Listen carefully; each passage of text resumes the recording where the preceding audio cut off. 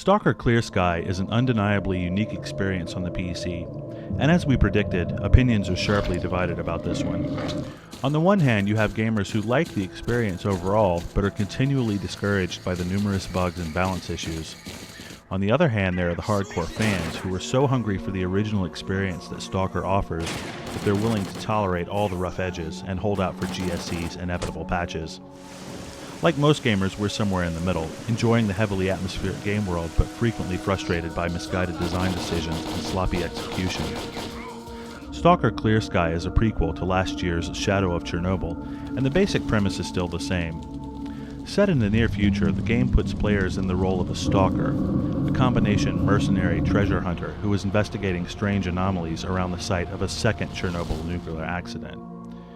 The dangers in this highly unpredictable twisted zone include bone-crushing anomalies, flesh-shredding mutants, and grenade-tossing mercenaries. We don't want to spoil the story here, but there are some interesting connections that will please fans of the original game.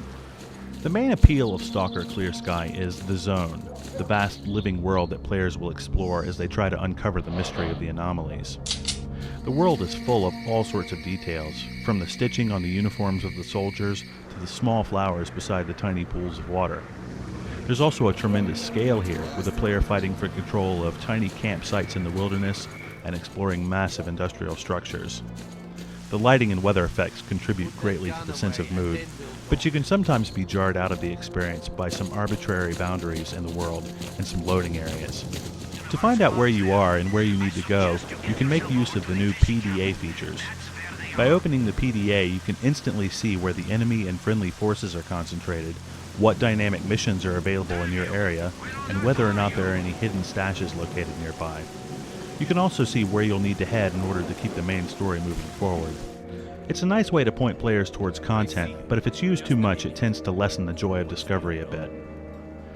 Clear Sky also introduces faction wars, a sort of dynamic, multi-sided conflict between the various human groups within the zone, and we really like this feature a lot.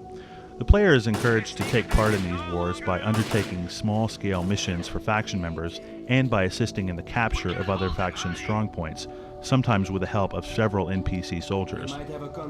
While it's a lot of fun to join in on these assaults, it's a bit too easy sometimes to win control of an area for your side. Combat is generally fun and challenging, with enemies that are active in their attacks. If you confront a small group, they'll seek cover and return fire. If you confront a large group, several members will start to spread out to the sides in an attempt to flank you. Some of the strong points are a little harsh in terms of their design, but it's the unerring accuracy of the enemy's grenade tosses that really seems unfair here. You can supplement your chances in combat by using the Plentiful weapon customization options.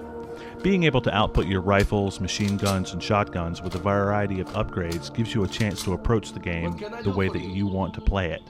As intriguing as it is to combine all these elements into a single package, it's hardly surprising that there are some balance and design issues that still need to be worked out. GSC is obviously already addressing some of these issues with new patches, but it's a real shame that the final product was released in such a sad state.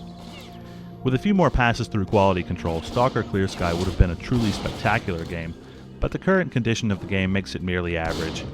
Your own enjoyment of it will depend a great deal on whether the appeal of the unique setting and gameplay style outweighs the frequent frustrations caused by inexact game balance and frequent bugs. If you're on the fence at all about this one, it's safest to wait at least a few months until the worst offenders have been eliminated.